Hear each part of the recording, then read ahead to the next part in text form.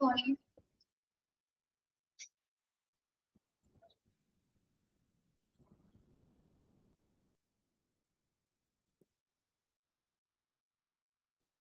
Morning.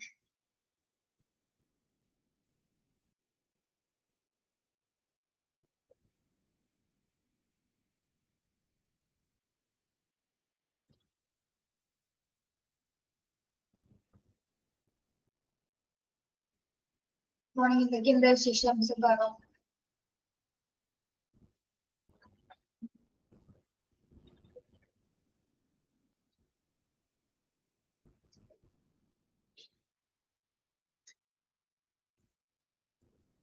Morning.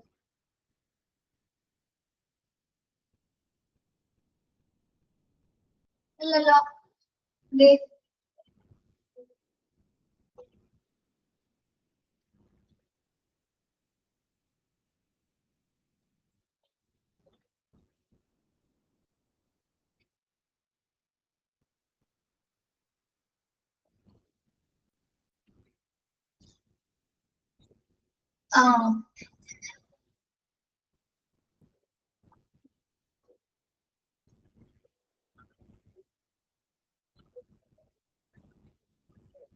Yes. Okay, materials management and the three types of purchasing hospitals are started. Two types of purchase in the first one local purchase, purchase from supplier, import purchase. Local purchase local areas goods and services, distant places local places. Second type of purchase in purchase from supplier. When the purchase order is required by your supplier, it forms a valid agreement between you and your supplier to distribute products or provide a service on time and at a price agreed. When you accept the invoice from your supplier, you can go together with it to the orders and post to your accounts. Second type of purchase ആണ് the purchase from supplier. ആരിൽ നിന്നാണ് നമ്മൾ സാധനങ്ങൾ വാങ്ങിക്കുന്നത്? Supplier അതെന്ന് പറയുന്ന ആരെയാണ്? വിതരണക്കാരിൽ നിന്ന് അല്ലെ? ഇവിടെ ആരൊക്കെ തമ്മിലുള്ള റിലേഷൻഷിപ്സ് ആണ് വരുന്നത്? സപ്ലയറും കസ്റ്റമറും തമ്മിലുള്ള അല്ലെ? ഇതൊരു വാലിഡ് ആയിട്ടുള്ള എഗ്രിമെന്റ് ആണ് എന്താ ഈ സെക്കൻഡ് ടൈപ്പ് ഓഫ് പർച്ചേസ് എന്ന് പറയുന്നത്. ഓക്കെ, യെസ്, അതായത് കസ്റ്റമറും സപ്ലയറും തമ്മിലുള്ള ഒരു റിലേഷൻഷിപ്സ് ആണ് ഇവിടെ വരുന്നത്. ഓക്കെ, അപ്പൊ ഈ ഒരു സമയത്ത് ഇവിടെ എങ്ങനെയാണ് സാധനങ്ങൾ വാങ്ങിക്കുന്നത്? To distribute products or provide a service on time and at a price agreed when you accept the invoice from your supplier. അപ്പോൾ ഒരു പർച്ചേസ് നടത്തുന്ന സമയത്ത് സപ്ലയറും കസ്റ്റമറും ആയിട്ടുള്ള ഒരു പർച്ചേസ് ആണെങ്കിൽ ആ സർവീസസുമായി ബന്ധപ്പെട്ട ഒരു ഇൻവോയ്സ് ബില്ല് അല്ലെങ്കിൽ ഇൻവോയ്സ് എന്ന് പറയുന്നത് എന്താണ്? ബില്ല്. ഇൻവോയ്സ് ബില്ല് എന്ന് പറഞ്ഞാൽ എന്താണ്? ഒരു സാധനം പർച്ചേസ് ചെയ്യുന്നതിന്റെ കംപ്ലീറ്റ് ഡീറ്റെയിൽസ് അടങ്ങുന്ന ഒരു ബില്ലാണത്.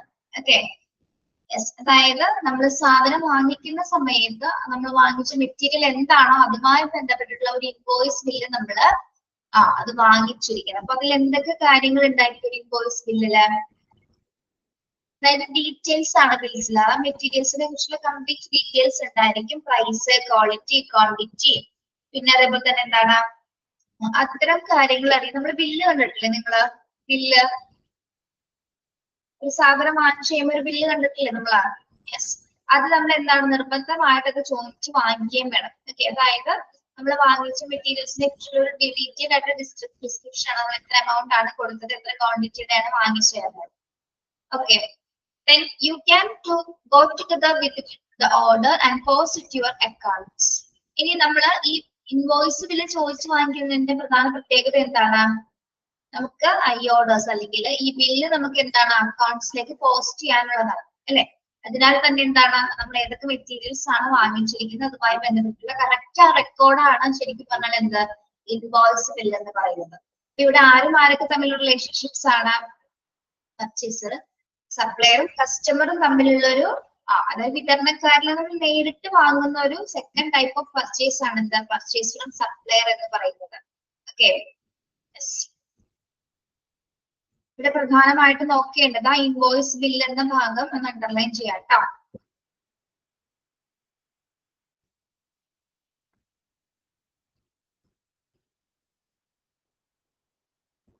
ഇൻവോയ്സ് ബില്ല് ആരുടെ കയ്യിൽ നിന്നാണ് വാങ്ങിക്കുന്നത്? ഇൻവോയ്സ് ബിൽ ആരുടെ കയ്യിൽ നിന്നാണ് വാങ്ങിക്കുന്നത്? ആരുടെ കയ്യിൽ നിന്നാണ്?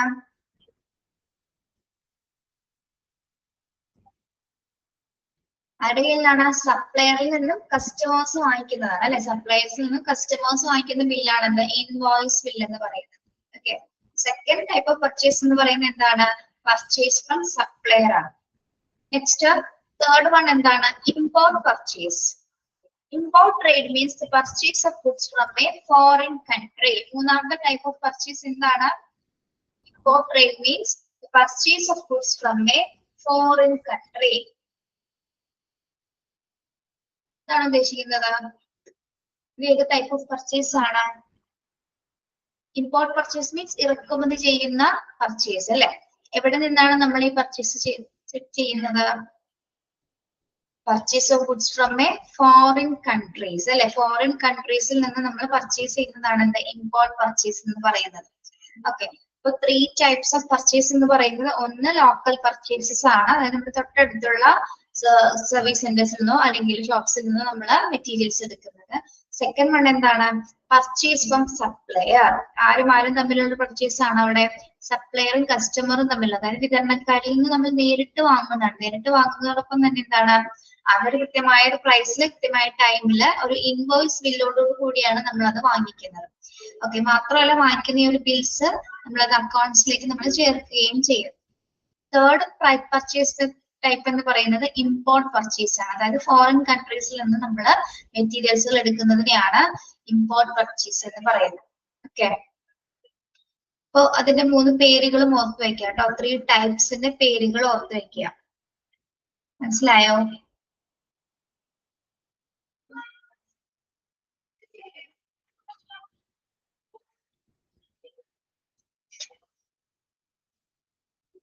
Next one, in purchasing, the starting point is the recognition of the need for a material on a product. Vendor or source selection has 4 stages. അതായത് ഇനി നമ്മൾ പഠിക്കാൻ പോകുന്നത് ഒരു പർച്ചേസിങ് സ്റ്റാർട്ട് ചെയ്യുന്ന പോയിന്റ് എന്ന് പറയുന്നത്, അതായത് ഒരു പർച്ചേസ് ചെയ്യാൻ പോകുന്നതിന് മുൻപ് നമ്മൾ ഒരു പ്രൊഡക്റ്റ് ഉണ്ടാക്കാനായിട്ട് അല്ലെങ്കിൽ അത് എത്രത്തോളം മെറ്റീരിയൽസ് അതിന് എത്രത്തോളം ആവശ്യമായിട്ട് വരും, അതായത് ഒരു കൃത്യമായൊരു കച്ചവടക്കാരൻ അല്ലെങ്കിൽ കൃത്യമായൊരു വെഞ്ചറെ സെലക്ട് ചെയ്യാനായിട്ട് നമുക്ക് 4 സ്റ്റേജസുകളുണ്ട്. നമ്മൾ വാങ്ങാൻ പോകുന്ന മെറ്റീരിയൽസ്, വാങ്ങാൻ പോകുന്ന ഒരു അതായത് ഹോസ്പിറ്റലിൽ ആവശ്യമുള്ള മെറ്റീരിയൽസ് തിരഞ്ഞെടുക്കാൻ പോകുന്നതിന് മുൻപുള്ള സ്റ്റാർട്ടിംഗ് പോയിന്റ് എന്ന് പറയുന്നത് നല്ലൊരു കച്ചവടക്കാരനെ സെലക്ട് ചെയ്യുക എന്നുള്ളതാണ്. അതായത് 4 സ്റ്റേജസിലൂടെയാണ് നമ്മൾ ഒരു നല്ലൊരു വെഞ്ചർ അല്ലെങ്കിൽ നല്ലൊരു സോഴ്സസ് നമ്മൾ സെലക്ട് ചെയ്യുന്നത്. അതിന് പ്രധാനമായിട്ടും 4 സ്റ്റേജ് ഉണ്ട്. അതിൽ ഫസ്റ്റ് സ്റ്റേജ് ആണ് എന്താ? സർവേ സ്റ്റേജ് എന്ന് പറയുന്നത്. Second one enquiry, then third negotiation stage, experience stage. Okay. ഇപ്പൊ ഫസ്റ്റ് സ്റ്റേജ് എന്താണ്? സർവേ സ്റ്റേജ് എന്ന് പറയും. എന്താണ് സർവേ സ്റ്റേജിന്റെ പ്രത്യേകത? എന്തായിരിക്കും?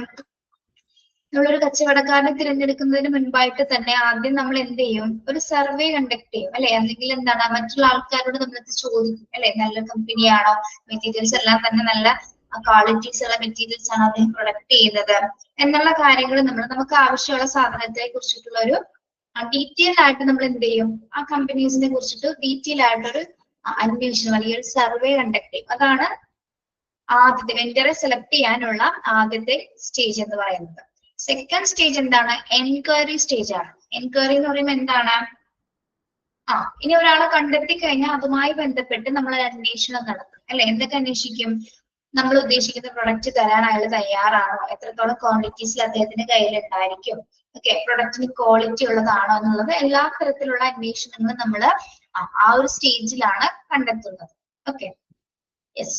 ദെൻ മൂന്നാമത്തെ സ്റ്റേജ് എന്താണ്? Negotiation stage. നെഗോഷിയേഷൻ സ്റ്റേജ് എന്ന് വെച്ചാൽ ചർച്ച നടത്തുന്ന ഒരു ഘട്ടമാണ്. ആരും തമ്മിലാണ്? നോക്കാം. In terms of quality, lead time, etc. Lead time between ordering the material and getting into the department. Okay, next ആദ്യത്തെ സ്റ്റേജ് എന്തായിരുന്നു? സർവേ കണ്ടക്ട് ചെയ്തു. ഒരു നല്ലൊരു കച്ചവടക്കാരനെ തിരഞ്ഞെടുക്കാനായിട്ട് നമ്മൾ ആദ്യം ഒരു സർവേ നടത്തി. അതിനുശേഷം ഒരാൾ കണ്ടെത്തിയതിനു ശേഷം എന്താണ് അതുമായി ബന്ധപ്പെട്ട എൻക്വയറീസ് സംഘടിപ്പിച്ചു. ഇനി നമ്മൾ എന്താ ചെയ്യാൻ പോകുന്നത്? നമ്മൾ ഉദ്ദേശിക്കുന്ന മെറ്റീരിയൽസ് അയാൾ തരാൻ തയ്യാറാണോ എന്നുള്ള കാര്യവുമായി ബന്ധപ്പെട്ടുള്ള ചർച്ച നടത്തുന്നതാണ് നെഗോഷിയേഷൻ സ്റ്റേജ് എന്ന് പറയുന്നത്. അതായത് പ്രൊഡക്റ്റിന്റെ ക്വാണ്ടിറ്റിനെ കുറിച്ച്, ക്വാളിറ്റിനെ കുറിച്ചിട്ട്, ലീഡ് ടൈമിനെ കുറിച്ചിട്ട്. എന്താണ് ലീഡ് ടൈം എന്ന് പറയുന്നത്? Lead time between the time between ordering the material and getting into the department. എന്തായിരിക്കും ലീഡ് ടൈം എന്ന് പറയുന്നത്? അതായത് നമ്മൾ ഒരു മെറ്റീരിയൽ ഓർഡർ ചെയ്തു, അത് കിട്ടുന്നത് വരെയുള്ള ഒരു ടൈം ഗ്യാപ്പിനെയാണ് നമ്മൾ എന്ത് പറയുന്നത്? ലീഡ് ടൈം എന്ന് പറയുന്നത്. നോട്ട് ചെയ്യണം കേട്ടോ. എന്താണ് ലീഡ് ടൈം എന്ന് പറയുന്നത്? ഒരു മെറ്റീരിയൽ നമ്മൾ ഓർഡർ ചെയ്തു, അത് നമ്മുടെ ഡിപ്പാർട്ട്മെന്റ്സിലേക്ക് കിട്ടുന്ന ആ ടൈം പീരീഡിൽ ആ ഒരു ഗ്യാപ്പ്, അതായത് നമ്മൾ ഫസ്റ്റ് ഓർഡർ കൊടുത്ത ഡേറ്റ് മുതൽ അത് കിട്ടുന്ന ഡേറ്റ് വരെയുള്ള ആ ഒരു ടൈം, എത്ര ദിവസത്തിനുള്ളിൽ എത്തിച്ചേരും എന്നുള്ളതാണ് എന്താ ലീഡ് ടൈം എന്ന് പറയുന്നത്. ഓക്കെ, മനസ്സിലായോ? ഓർഡർ ചെയ്ത മെറ്റീരിയൽ കിട്ടുന്നത് വരെയുള്ള ആ ഒരു ടൈം ഗ്യാപ്പിനാണ് നമ്മൾ എന്ത് പറയുന്നത്? ലീഡ് ടൈം എന്ന് പറയുന്നത്. എക്സാമിന് ചോദിക്കാറുണ്ട് അത് എപ്പോഴും, അപ്പൊ അതിന് നോട്ട് ചെയ്യാം. Okay, next experience stage. എന്തായിരിക്കും എക്സ്പീരിയൻസ് സ്റ്റേജ് എന്ന് പറയുന്നത്? എക്സ്പീരിയൻസ് സ്റ്റേജ് ആദ്യത്തെ സ്റ്റേജ് നോക്കൂ, സർവേ നടത്തി, പിന്നീട് നമ്മൾ എൻക്വയറി നടത്തി, പിന്നീട് എന്താണ് ചർച്ചകൾ നടത്തി, ഏതൊക്കെ സമയത്ത് എത്തിച്ചേരുമെന്ന് തീരുമാനമാക്കി. ലാസ്റ്റ് സ്റ്റേജ് എന്താണ്? എക്സ്പീരിയൻസ് സ്റ്റേജ് എന്ന് ഉദ്ദേശിക്കുന്നത് എന്തായിരിക്കും? എക്സ്പീരിയൻസ് സ്റ്റേജ് എന്ന് പറയുന്നത് പർച്ചേസ് ആണോ? അത്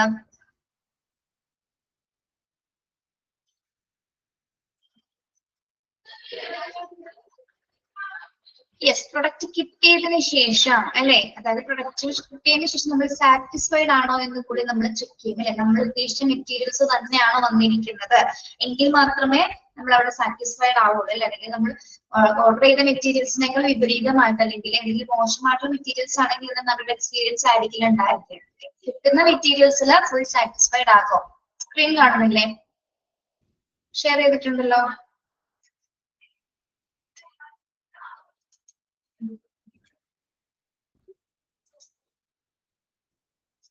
കാണാലോ. ആ, റേഞ്ച് നോക്കണേ. ഓക്കെ, അപ്പോ നമ്മളൊരു പർച്ചേസിന്റെ സ്റ്റാർട്ടിംഗ് പോയിന്റ് എന്ന് പറയുന്നത് എന്താണ്? ഈ 4 സ്റ്റേജസിലൂടെയാണ് നമ്മളൊരു മെറ്റീരിയൽ എടുക്കുന്നതിന് മുമ്പ് ഒരു വെൻഡർ അല്ലെങ്കിൽ ഒരു സോഴ്സ് നമ്മൾ തിരഞ്ഞെടുക്കുന്നത്. 4 പ്രധാന സ്റ്റേജിലൂടെയാണ് ഒരു വെൻഡറെ നമ്മൾ കണ്ടെത്തുന്നത്, അതിന്റെ സോഴ്സ് നമ്മൾ കണ്ടെത്തുന്നത്. ആദ്യത്തെ സ്റ്റേജ് ഏതാണ്? Survey stage. Second enquiry, negotiation stage. Negotiation സ്റ്റേജിലാണ് എന്ത് വരുന്നത്? ലീഡ് ടൈമുമായി ബന്ധപ്പെട്ടിട്ടുള്ള കാര്യങ്ങളൊക്കെ നമ്മൾ ചർച്ച ചെയ്യുന്നത്. ദെൻ ലാസ്റ്റ് വൺ എന്താണ്? Experience stage. ഓക്കെ, അപ്പൊ 4 സ്റ്റേജസിൽ കൂടിയാണ് നമ്മളൊരു വെൻഡറെ അല്ലെങ്കിൽ ഒരു സോഴ്സിനെ നമ്മൾ തിരഞ്ഞെടുക്കുന്നത്. ഓക്കെ, ക്ലിയർ ആണോ?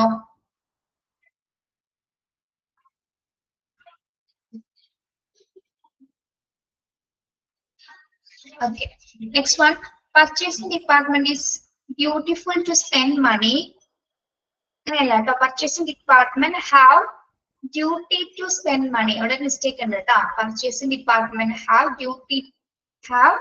to spend money judicially, objectively, honestly, and effectively. So purchasing department എങ്ങനെയാണ് മണി സ്പെൻഡ് ചെയ്യുന്നതിനെ കുറിച്ചിട്ടുള്ള ചെറിയൊരു വിശദീകരണമാണ് അവിടെ കൊടുത്തിരിക്കുന്നത്. എന്താണ്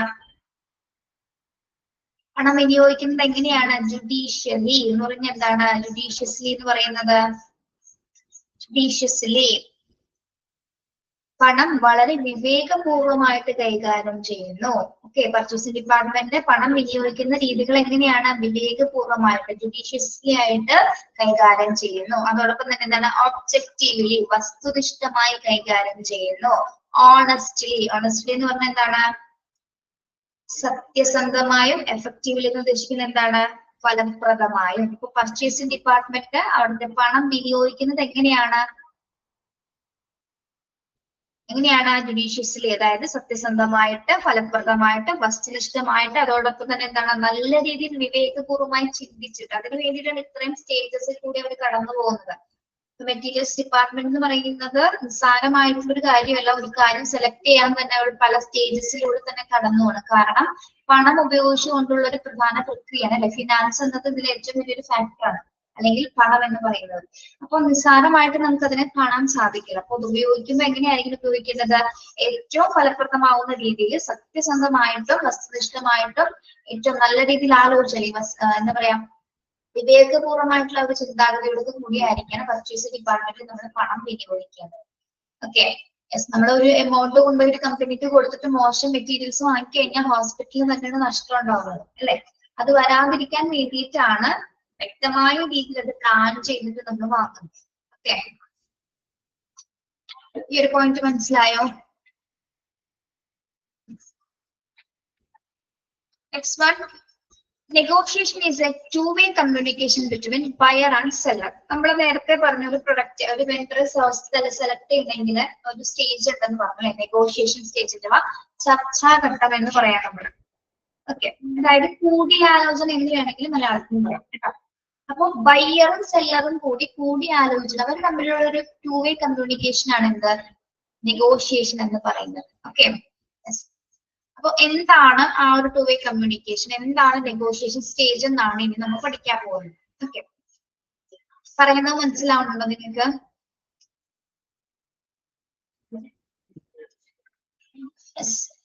Negotiation is defined as a discussion on a business transaction leading to finalization of purchase and sale contract of goods and services.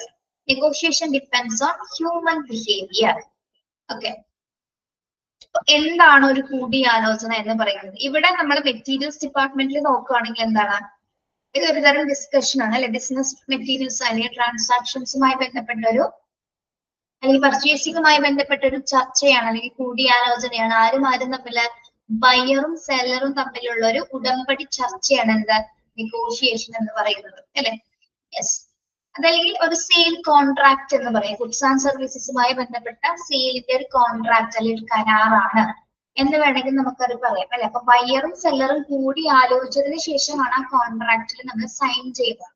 Okay, ഇനി ഈ കൂടിയാലോചന അല്ലെങ്കിൽ ഈ ചർച്ച എന്ന് പറയുന്നത് നമുക്കറിയാം മനുഷ്യരാണല്ലേ രണ്ടും. ബയ്യറും സെല്ലറും എന്ന് പറയുന്ന ആരാണ്? ഹ്യൂമൻ ബീങ്സ് ആണ്. അവരുടെ ബിഹേവിയറിനെ ഡിപ്പെൻഡ് ചെയ്തിട്ടായിരിക്കും എന്ത് വരുന്നത് ആ ചർച്ച മുന്നോട്ട് പോകുന്നത് അല്ലെ. ഇപ്പൊ അദ്ദേഹം ചർച്ച ചെയ്യുന്നതിന്റെ ഇടയിൽ നമുക്കറിയാം എന്തെങ്കിലും ഒരു പോയിന്റ്സ് ഇടുന്നത്, ആ പോയിന്റ്സ് ചിലപ്പോ പറയുന്ന ആൾക്ക് ഇഷ്ടപ്പെട്ടില്ലെങ്കിൽ ചിലപ്പോൾ വിപരീതമായിട്ടൊരു ആൻസർ ആയിരിക്കും പറയുന്നത് അല്ലെ.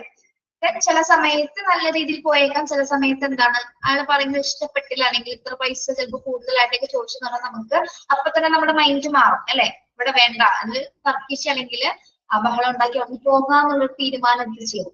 ഓക്കെ, അങ്ങനെ പല സിറ്റുവേഷൻസ് നടക്കുന്ന എന്തുകൊണ്ടാണ്? ഹ്യൂമൻ ബീങ്സ് ആയതുള്ളത്. ഈ നമ്മുടെ ഹ്യൂമൻ ബിഹേവിയർ എപ്പോഴും ഇങ്ങനെ മാറിക്കൊണ്ടിരിക്കുന്നത് കൊണ്ട് തന്നെ ഈ പ്രത്യേകിച്ച് ഒരു കൂടിയാലോചനയൊക്കെ നടക്കുന്ന സമയത്ത് ആ ഒരു കാര്യത്തിന് എഫക്ട് ചെയ്യുന്നതാണ്. Okay, yes. അപ്പോ എന്താണ് നെഗോഷിയേഷൻ എന്ന് പറയുന്നത്? Is defined as a discussion on business transaction leading to finalization of purchase and sale contract of goods and services. അതൊന്ന് പഠിക്കണം കേട്ടോ. അതൊന്ന് പോയിന്റ് ചെയ്യില്ലേ കേട്ടോ, അണ്ടർലൈൻ ചെയ്യാം. എന്താണ് നെഗോഷിയേഷൻ ഡിഫൈൻ ചെയ്യുന്നതെന്ന്. ഇവിടെയാണ് നമ്മളൊരു ഫൈനലൈസേഷൻ എടുക്കുന്നത് അല്ലെങ്കിൽ പർച്ചേസുമായി ബന്ധപ്പെട്ട ഒരു അന്തിമ തീരുമാനം എടുക്കുന്നത് എപ്പോഴാണ്? കൂടിയാലോചിച്ചതിന് ശേഷമാണ് ഈ അന്തിമ തീരുമാനത്തിലേക്ക് എത്തിച്ചേരുന്നത് അല്ലെങ്കിൽ ആ കരാറിൽ ഒപ്പിടുന്നത് അല്ലെ. ചർച്ചയുടെയൊക്കെ അവസാനം ആരൊക്കെ തമ്മിലാണ്? ബയ്യറും സെല്ലറുമാണ് നെഗോഷിയേഷൻ സ്റ്റേജില് രണ്ടുപേരോട് കമ്മ്യൂണിക്കേറ്റ് ചെയ്യുന്നത്. നെഗോഷിയേഷൻ എപ്പോഴും എന്താണ്? എന്തിനും ഡിപ്പെൻഡ് ചെയ്തിരിക്കുന്നു? Depends on human behaviour. Okay, മനസ്സിലായോ പറഞ്ഞത്?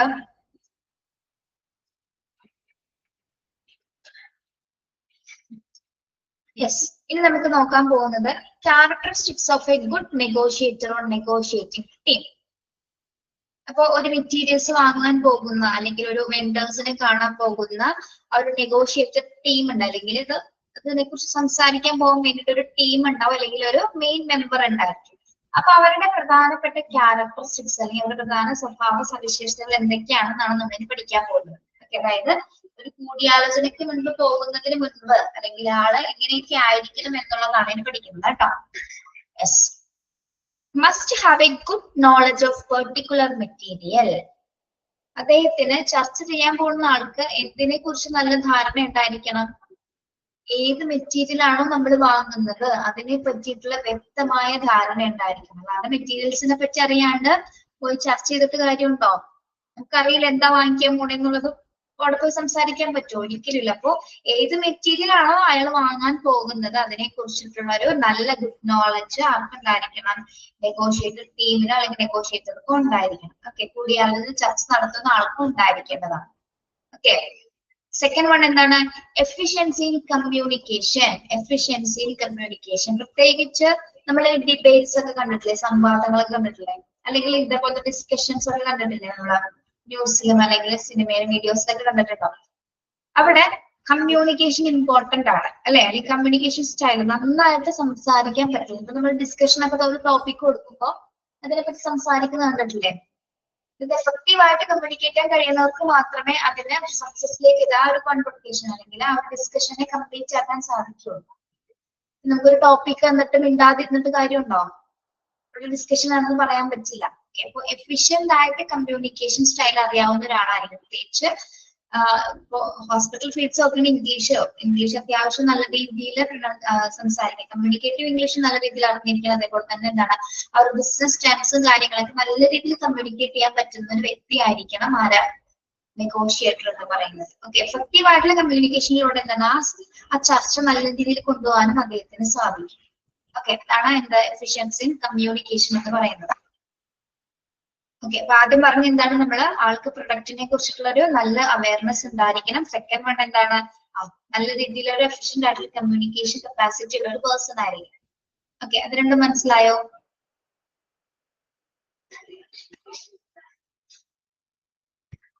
Okay, next one both offensive and defensive style. Both offensive and defensive style. എന്താണ് ഒഫൻസീവ് ആൻഡ് ഡിഫെൻസീവ് എന്ന് പറയുന്നത്? ആക്രമണം ഉണ്ടാക്കുന്ന രീതിയിൽ അല്ലെങ്കിൽ പ്രതിരോധിക്കുന്ന രീതി, പ്രതിരോധാത്മകമായ രീതിയിൽ എന്ന് പറയുന്നത്. അതായത് ചർച്ച ചെയ്യാൻ പോകുമ്പോൾ നമ്മളിപ്പോ ന്യൂസിൽ കണ്ടിട്ടില്ലേ, ന്യൂസിൽ ഡിബേറ്റ്സ് കണ്ടിട്ടില്ലേ നിങ്ങൾ? രണ്ട് സൈഡും സംസാരിക്കും. ഒഫൻഡീവ് ആയിട്ടും സംസാരിക്കും അല്ലെങ്കിൽ ഡിഫെൻസീവ് ആയിട്ടും സംസാരിക്കാറുണ്ട്. കണ്ടോ? അതായത് പ്രതികരണങ്ങൾക്ക് നമ്മള് ചിലപ്പോ ചില രീതിയിൽ ചിലപ്പോ എന്താണ് ചിലപ്പോ ഒരു ദേഷ്യപ്പെടേണ്ട സിറ്റുവേഷൻസ് ആണ്. ചിലപ്പോ ശബ്ദത്തിന് ചിലപ്പോ ഒരു കനം കൂടിയേക്കാം അല്ലെ?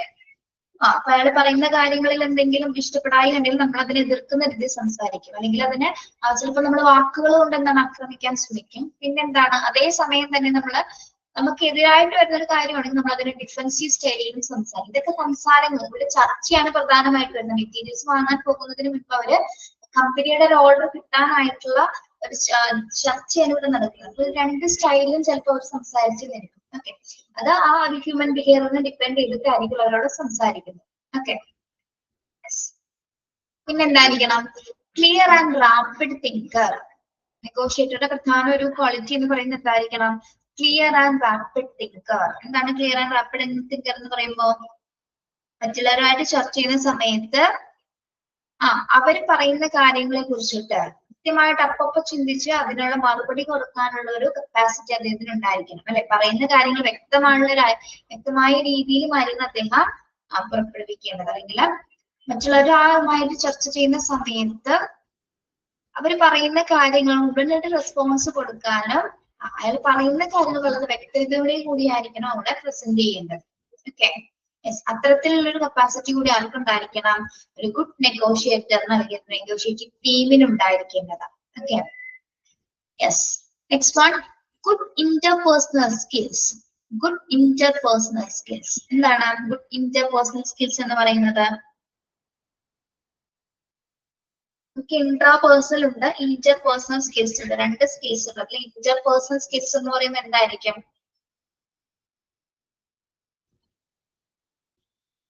എന്തായിരിക്കും ഇന്റർപേഴ്സണൽ?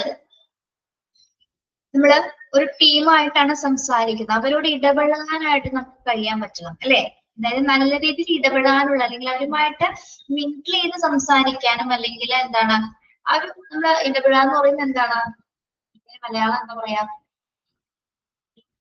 അവരെന്താണോ പറയുന്നത് അതിനെ മനസ്സിലാക്കുന്ന രീതിയിൽ, അല്ലെങ്കിൽ അവരെന്താണ് ഉദ്ദേശിക്കുന്നത് അതിനോടൊപ്പം നിന്നുകൊണ്ട് തന്നെ അവരോട് സംസാരിക്കാനായിട്ടുള്ളൊരു സ്കില്ല് അദ്ദേഹത്തിന് പ്രധാനമായിട്ടുണ്ടായിരിക്കണം. അതാണ് ഇന്റർപേഴ്സണൽ എന്ന് പറയുന്നത്. അതായത് ഉള്ളിൽ നിന്ന് അദ്ദേഹത്തിനായ അവരെന്താണോ പറയുന്നതെന്ന് മനസ്സിലാക്കാനായിട്ടുള്ള ഒരു കപ്പാസിറ്റി ഉണ്ടായിരിക്കണം. അതിനനുസരിച്ച് അവരോട് സംസാരിക്കാനുള്ള ഒരു കപ്പാസിറ്റിയും കൂടി, അല്ലെങ്കിൽ ഒരു സ്കില്ല് ആർക്കുണ്ടാവണം, നെഗോഷിയേറ്റർ ടീമിന് ഉണ്ടാവേണ്ടതാണ്. Okay, yes. അടുത്തത് knowledge about law of contracts, contracting agreements, accounting and pricing. ഇനി ഇവർക്ക് പ്രധാനമായിട്ട് അറിയേണ്ടത് എന്താണ്? ലോ ഓഫ് കോൺട്രാക്ട് എന്നത് കരാർ നിയമങ്ങളെ കുറിച്ചുള്ള വ്യക്തമായ ധാരണകൾ ഉണ്ടായിരിക്കണം. അതോടൊപ്പം തന്നെ എന്താണ്, കോൺട്രാക്ട് എഗ്രിമെന്റ്സിനെ കുറിച്ച്, അക്കൗണ്ടിങ്ങിനെ കുറിച്ച്, അതിന്റെ പ്രൈസിങ്ങിനെ കുറിച്ചിട്ടുള്ള നല്ല രീതിയിലുള്ള ഒരു നോളജ് ഉണ്ടെങ്കിൽ മാത്രമേ നമുക്ക് അവിടെ ആ ഒരു ചർച്ച നടത്താനായിട്ട് സാധിക്കുകയുള്ളൂ. ഓക്കെ, അതായത് പ്രത്യേകിച്ച് കോൺട്രാക്ട് തിയറീസിനെ കുറിച്ചിട്ടുള്ള നല്ല രീതിയിൽ അവയർനെസ് നെഗോഷിയേറ്റർക്ക് ഉണ്ടായിരിക്കേണ്ടതാണ്. ഓക്കെ, ദെൻ അടുത്തത് എന്താണ്?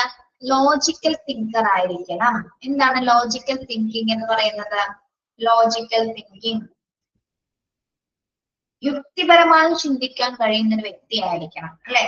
പറയുന്ന കാര്യങ്ങളോട് ലോജിക്കൽ ആയിട്ട് തിങ്ക് ചെയ്തിട്ടായിരിക്കണം അതിനൊരു ആൻസർ കൊടുക്കാൻ പറ്റേണ്ടത്. ഓക്കെ, റാപ്പിഡ് തിങ്കറോടൊപ്പം തന്നെ എന്താണ്, എപ്പോഴും അദ്ദേഹം ഒരു ലോജിക്കൽ തിങ്കർ ആയിരിക്കണം. അതായത് യുക്തിപരമായിട്ട് ചിന്തിക്കാൻ കഴിവുള്ള ഒരു വ്യക്തിയായിരിക്കണം negotiator. Okay, next one, good listener. Good listener. Good listener എന്താണ്?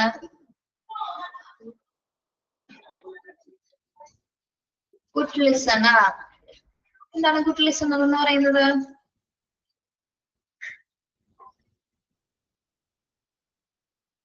നല്ല കേൾവിക്കാരൻ. എന്ത് കേൾവിക്കാരനാണ് ഇവിടെ ഉദ്ദേശിക്കുന്നത്? അവര് മറ്റുള്ളവരുമായിട്ട് ചർച്ച ചെയ്യുന്ന സമയത്ത് അവര് പറയുന്ന കാര്യങ്ങൾ ലിസൺ ചെയ്യാൻ, അവരെ കേൾക്കാനായിട്ടുള്ള ഒരു ബിഹേവിയർ കാണിക്കുന്ന ഒരു പേഴ്സൺ ആയിരിക്കും, അല്ലെ? അതായത് അവർ പറയുന്ന സമയത്ത് ഇന്ററപ്റ്റ് അല്ല ചെയ്യേണ്ടത്. എന്താണ്, അവർ പറയുന്ന കാര്യങ്ങൾ ശ്രദ്ധയോടെ കേൾക്കാനും അതിന് കപ്പാസിറ്റി ഉള്ള വ്യക്തിയായിരിക്കണം നെഗോഷിയേറ്റർ. ഓക്കെ, പിന്നെ ഒപ്റ്റിമിസ്റ്റിക് ആയിരിക്കണം. ഒപ്റ്റിമിസ്റ്റിക് പേഴ്സണാലിറ്റി ആയിരിക്കും. ഒപ്റ്റിമിസ്റ്റിക് എന്ന് പറയുന്നത് ഒപ്റ്റിമിസ്റ്റിക് നമ്മള് എന്താ പറയാ, ശുഭാപ്തി വിശ്വാസം അല്ലെങ്കിൽ കോൺഫിഡൻസ് എന്ന് പറയില്ലേ? ശുഭാപ്തി വിശ്വാസം എന്ന് പറഞ്ഞാൽ എന്തായിരിക്കും? അയാൾ പറയുന്ന കാര്യത്തില് ഭയങ്കര കോൺഫിഡന്റ് ആയിട്ട് അദ്ദേഹത്തിന് അത് പറയാൻ പറ്റും, അല്ലെ? യെസ്, അതായത് തപ്പിപ്പറയോ അല്ലെങ്കിൽ നമുക്ക് അതിനറിയാത്ത രീതിയിലുള്ള സംസാരം അങ്ങനൊന്നും പറയാം. വളരെ കോൺഫിഡന്റ് ആയിട്ട് ഭയങ്കര ഇതില് എന്താണ്, ശുഭാപ്തി വിശ്വാസത്തോടു കൂടി തന്നെ എന്താണ് അത് ചർച്ച ചെയ്യാനായിട്ട് അദ്ദേഹത്തിന് സാധിക്കും, അല്ലെ? പിന്നെന്താണ്? Good sense of humour. Good sense of humour എന്താണ്? ഗുഡ് സെൻസ് ഓഫ് ഹ്യൂമർ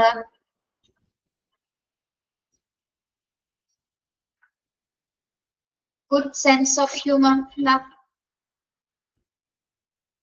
നർമ്മബോധമാണ്. ഇവിടെ എന്തായിരിക്കും അത് ഉദ്ദേശിക്കുന്നത്? ഈ ചർച്ച നടത്തുന്നതിന്റെ ഇടയിൽ എങ്ങനെയാ സെൻസ് ഓഫ് ഹ്യൂമർ വരുന്നത്? വേണം, അത്യാവശ്യമാണ്, അല്ലെ? അതായത് നമ്മൾ നേരത്തെ പറഞ്ഞില്ലേ, both offensive and defensive style എന്നൊരു സിറ്റുവേഷൻ ഉണ്ടാവുന്നത് ചില സമയത്ത് നമ്മളെല്ലാം സംസാരിക്കുന്ന മനുഷ്യന്മാരാണ്, അല്ലെ? അപ്പൊ എന്തെങ്കിലും തരത്തില് നമ്മളുടെ സബ്ജക്റ്റിൽ നിന്ന് മാറിപ്പോകുന്നത് കണ്ടാല്, അല്ലെങ്കിൽ അവർ എന്തെങ്കിലും ഒരു മോശമായ വാക്കുകൾ പറയുന്ന സമയത്ത് നമുക്ക് വേണമെങ്കിൽ അതിനെ എന്തെങ്കിലും ഒരു നർമ്മത്തിൽ കലർത്തിയ ഒരു ഭാഷ കൊണ്ടോ എന്തെങ്കിലും സംസാരങ്ങളോ അല്ലെങ്കിൽ മാനറിസം കൊണ്ട് പോലും എന്താണ് ചിലപ്പോൾ നമുക്ക് എന്ത് ചെയ്യാൻ പറ്റും? ചിലപ്പോൾ നെഗറ്റീവ് ആയി കൊണ്ടിരിക്കുന്ന ചർച്ചന് പെട്ടെന്ന് തന്നെ നമുക്ക് പോസിറ്റീവ് ആക്കാനും പറ്റും, അല്ലെ? എന്തെങ്കിലും ഒരു സംസാരം ഒരു ചിരിയോ ഒക്കെ വന്നു കഴിഞ്ഞാല്, അല്ലെ? യെസ്, അപ്പൊ അത്തരത്തിലും കൂടി ആ ഒരു ഗുഡ് സെൻസ് ഓഫ് ഹ്യൂമർ ഉണ്ടായിരിക്കും. പിന്നെ പറയുന്ന കാര്യങ്ങൾ ചിലപ്പോൾ വളരെ സീരിയസ് ആയിട്ട് എടുക്കാതെ ചില കാര്യങ്ങളിൽ എന്താണ് നർമ്മം കലർത്തിക്കൊണ്ടുള്ള ഒരു രീതിയിൽ എടുക്കുകയാണെങ്കിൽ ആ ചർച്ച വളരെ ടൈം സ്ട്രെസ്ഫുൾ ആവാത്ത രീതിയിൽ നമുക്ക് എടുക്കാൻ പറ്റും. അപ്പൊ ആ ഒരു good sense of humour capacity ഉള്ള ഒരു പേഴ്സൺ ആയിരിക്കും ആര്? ഒരു ഗുഡ് നെഗോഷിയേറ്റർ എന്ന് പറയുന്നത്. ഓക്കെ, അപ്പൊ നമ്മളിപ്പോ പഠിച്ചത് എന്താണ്? Characteristics of A good negotiator അല്ലെങ്കിൽ നെഗോഷിയേറ്റർ ടീമിന്റെ പ്രധാന സവിശേഷതകൾ എന്തൊക്കെയാണ്? ഓക്കെ, അതുകൂടി പറയാം. Must have A good knowledge of particular material. അദ്ദേഹത്തിന് ഏത് മെറ്റീരിയൽ ആണ് അതിനെ കുറിച്ചുള്ള നല്ല നോളജ് ഉണ്ടായിരിക്കണം. എഫിഷ്യന്റ് ആയിട്ട് കമ്മ്യൂണിക്കേറ്റ് ചെയ്യാൻ പറ്റുന്ന വ്യക്തി ആയിരിക്കണം. സംസാരത്തിന് ചർച്ച ചെയ്യുന്ന സമയത്ത് ബോത്ത് ഒഫൻസീവ് ആയിരിക്കണം, ഡിഫൻസീവ് സ്റ്റൈലിൽ അദ്ദേഹത്തിന് സംസാരിക്കാനായിട്ട് സാധിക്കണം. Then clear and rapid thinker ആയിരിക്കണം. ഗുഡ് ഇന്റർപേഴ്സണൽ സ്കിൽസ് അദ്ദേഹത്തിന് ഉണ്ടായിരിക്കണം. പിന്നെന്താണ്? ലോ ഓഫ് കോൺട്രാക്ട് തിയറീസിനെ കുറിച്ചുള്ള നല്ല രീതിയിലുള്ള നോളജ് അദ്ദേഹത്തിന് ഉണ്ടായിരിക്കണം. ലോജിക്കൽ തിങ്കർ ആയിരിക്കണം. ഗുഡ് ലിസണർ ആയിരിക്കണം, ഓപ്റ്റിമിസ്റ്റിക് ആയിരിക്കണം, ഗുഡ് സെൻസ് ഓഫ് ഹ്യൂമർ ഉള്ള ഒരു വ്യക്തി ആയിരിക്കണം ഒരു ഗുഡ് നെഗോഷിയേറ്റർ എന്ന് പറയുന്നത്. ഓക്കെ, ക്ലിയർ ആണോ?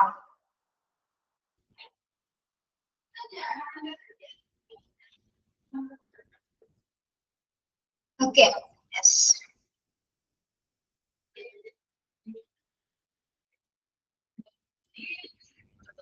Next one, objective of a negotiation. Objectives of a negotiation. ഈ കൂടിയാലോചനയുടെ പ്രധാനപ്പെട്ട ഒബ്ജക്റ്റീവ്സ് എന്തൊക്കെയാണ്, അല്ലെങ്കിൽ ചർച്ചയുടെ ഒബ്ജക്റ്റീവ്സ് എന്തൊക്കെയാണെന്നാണ് നമ്മൾ പഠിക്കുന്നത്. ഓക്കെ, എന്തിനു വേണ്ടിയിട്ടാണ് അത് ചെയ്യുന്നതെന്ന് കൂടിയാണ് ഇവിടെ നോക്കുന്നത് കേട്ടോ. To safeguard organizations' interest and goal. To safeguard organizations' interest and goal.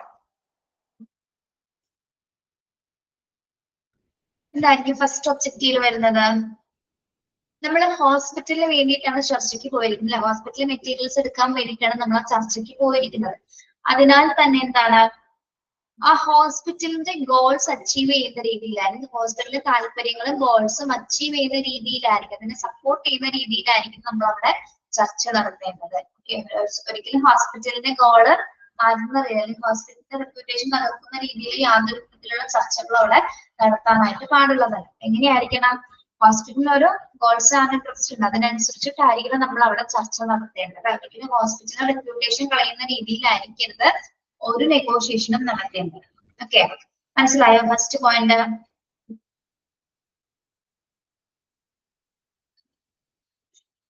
ഒരു മിനിറ്റ്, സൗണ്ട് വരുന്നുണ്ടോ പുറത്തുനിന്ന്?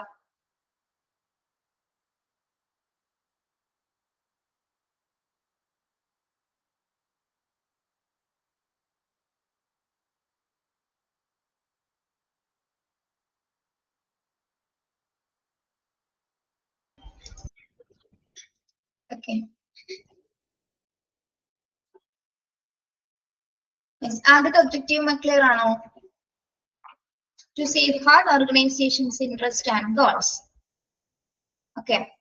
Next one എന്താണ്? നെക്സ്റ്റ് ഒബ്ജക്റ്റീവ് എന്താണ്?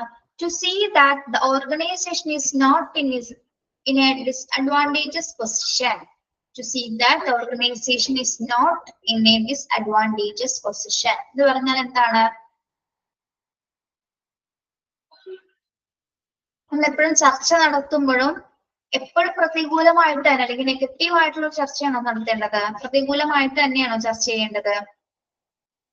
അനുകൂലമായിട്ടായിരിക്കണം നമ്മൾ ആ ഒരു ചർച്ച നടത്തേണ്ടത്. എപ്പോഴും ഇങ്ങനെ പ്രതികൂലിച്ചുകൊണ്ടിരുന്നാൽ അറ്റൻഡ് ചെയ്യുന്ന വ്യക്തികൾക്ക് അല്ലെങ്കിൽ നമ്മളുമായി ചർച്ച ചെയ്യുന്ന ആൾക്കാർക്ക് എന്ത് തോന്നും? വളരെ അരോചകരമായിട്ട് അതിനെ ഫീൽ ചെയ്യും. അപ്പൊ അത്തരത്തിലൊരു സിറ്റുവേഷൻ ഇല്ലാതിരിക്കാൻ നമ്മൾ എപ്പോഴും ശ്രദ്ധിക്കേണ്ടത്. പ്രത്യേകമായിട്ട് ഒരു ചർച്ച നടത്തുന്ന സമയത്ത് എന്താണ്, പ്രതികൂലമായിട്ടുള്ള അനുകൂലമായിട്ടായിരിക്കണം അവിടെ ചർച്ച നടത്തേണ്ടത്. ഓക്കെ, ഡിസഡ്വാൻറ്റേജസ് പൊസിഷനിലായിരിക്കരുത് നമ്മൾ അവിടെ ചർച്ച നടത്തേണ്ടത്. ഓക്കെ, then third objective എന്താണ്? To ensure that the organization gets all benefits which can easily and comparatively come into normal circumstances. To ensure that the organization gets all benefits which can easily and comparatively come to it in normal circumstances. ആ ഒരു sentence നിങ്ങളുടെ ടെക്സ്റ്റിൽ അങ്ങനെ തന്നെയാണോ നോക്കിയേ? ഇതിൽ വ്യത്യാസം ഉണ്ടോ? കറക്റ്റ് ആണോ നോക്കിയ സെന്റൻസ് ടെക്സ്റ്റില്?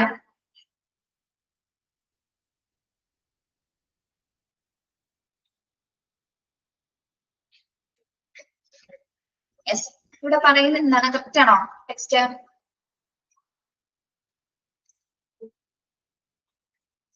ഓക്കെ, ഇനി നമ്മൾ ഇവിടെ ശ്രദ്ധിക്കേണ്ടത്, ഈ ചർച്ച നടത്തുന്ന സമയത്ത് ആ സ്ഥാപനത്തിന് ഹോസ്പിറ്റലിൽ ഏറ്റവും കൂടുതൽ എന്തുണ്ടാവുന്ന രീതിയിലായിരിക്കണം നമ്മൾ ചർച്ച നടത്തേണ്ടത്? ഗുണമുണ്ടാക്കുന്ന രീതിയിലായിരുന്നു. നമ്മളിപ്പോ ഒരു പ്രൊഡക്റ്റ് വാങ്ങാൻ വേണ്ടിയിട്ടല്ല, മെറ്റീരിയൽസ് എടുക്കാൻ വേണ്ടിയിട്ടാണ് നമ്മൾ അവിടെ നെഗോഷിയേഷൻ ചെയ്യുന്നത് അല്ലെ?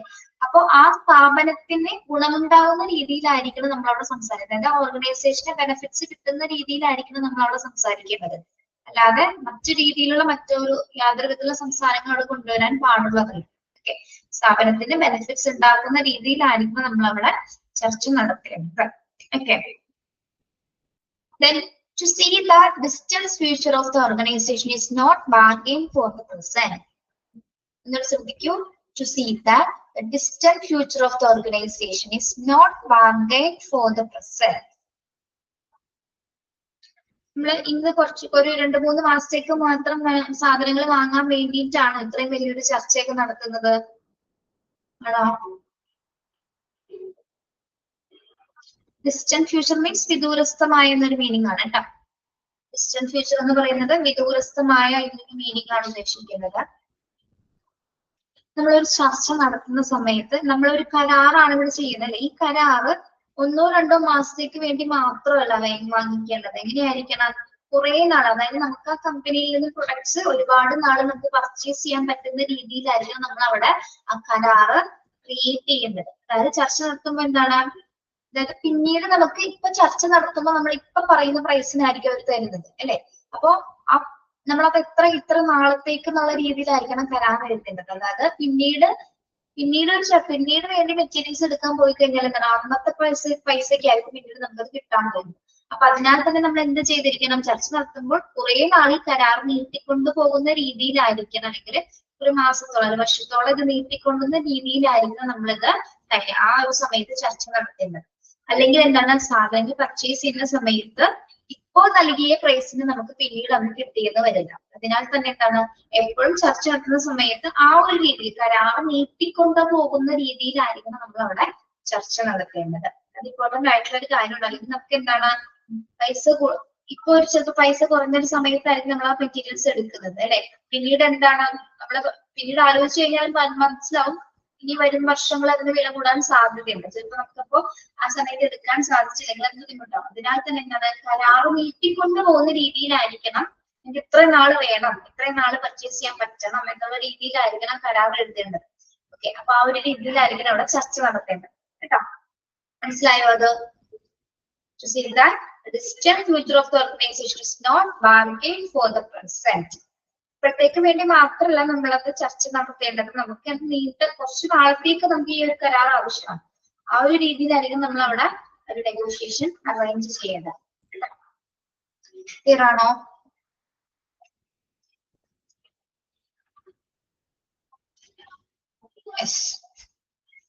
അടുത്ത ഒബ്ജക്റ്റീവ് എന്താണ്? Ensure that the terms and conditions are settled in apparent terms and nothing is left to interpretations which may result in misunderstanding and bitterness. Ensure that the terms and conditions are settled in apparent terms. Okay, നമ്മൾ ഈ ചർച്ച നടത്തുന്ന സമയത്ത് എന്താണ്, എല്ലാ conditions ഒക്കെ പറഞ്ഞ് നമ്മൾ ഓക്കെ അല്ലെ, എല്ലാം സെറ്റിൽ ചെയ്യും, കരാറൊക്കെ പറഞ്ഞ് എല്ലാം ഏതൊക്കെ പ്രൈസിലാണ് ഏതൊക്കെ ക്വാണ്ടിറ്റീസ് ഒക്കെ എന്നൊക്കെ പറഞ്ഞ് നമ്മൾ എന്താണ് കൃത്യമായിട്ട് സംസാരിച്ച ആ കരാറുകൾ കൃത്യമായിട്ട് സെറ്റ് ചെയ്യും. പക്ഷെ എന്താണ്, ഇത് സെറ്റ് ചെയ്യുന്ന സമയത്ത് ഈ കരാറ് ഓൾറെഡി നമ്മൾ സൈൻ ചെയ്തതിന് മുൻപായിട്ട് തന്നെ യാതൊരു വിധത്തിലുള്ള എന്ത് വരാൻ പാടില്ല, മിസ്അണ്ടർസ്റ്റാൻഡിങ്ങോ ബിറ്റർനെസ് മീൻസ് വിദ്വേഷം, എന്തെങ്കിലും തരത്തിലുള്ള ഒരു ബുദ്ധിമുട്ടുകൾ അവർക്ക് ഉണ്ടാവാൻ പാടില്ല. ഓക്കെ, അതായത് ഓൾറെഡി നമ്മളും അവരും പറയുന്ന നമ്മൾ ഒരുപാട് സമയമായി ചർച്ച ചെയ്തുകൊണ്ടിരിക്കുന്നത് അല്ലെ, പറഞ്ഞ കാര്യങ്ങൾ ലാസ്റ്റ് എന്ത് ചെയ്യും, നമ്മള് ഒരു സെറ്റിൽമെന്റിൽ എത്തിച്ചേരും അല്ലെ. ആ സെറ്റിൽമെന്റ് നമ്മൾ പറയുന്ന ടേംസ് ആൻഡ് കണ്ടീഷൻസിൽ മറ്റു തരത്തിലുള്ള ഒരു മിസ്അണ്ടർസ്റ്റാൻഡിങ് ഉണ്ടാവാൻ പാടില്ല എന്നുള്ളതാണ് പറയുന്നത് കേട്ടോ. ഓക്കെ, അതാണ് മെയിൻ ഒബ്ജക്റ്റീവ്. അതായത് നമ്മൾ പറഞ്ഞിരിക്കുന്ന ടേംസ് ആൻഡ് കണ്ടീഷൻസിൽ യാതൊരു വിധത്തിലും മിസ്അണ്ടർസ്റ്റാൻഡിങ് വരുന്ന രീതിയിലാവരുത് അവിടെ ചർച്ച നടത്തേണ്ടത്. ഓക്കെ, പറയാനുള്ള കാര്യങ്ങൾ അപ്പപ്പോ പറഞ്ഞു തന്നെ അത് ഓൾറെഡി സെറ്റ് ചെയ്തിരിക്കണം. ക്ലിയർ? ഓക്കെ, മനസ്സിലായോ?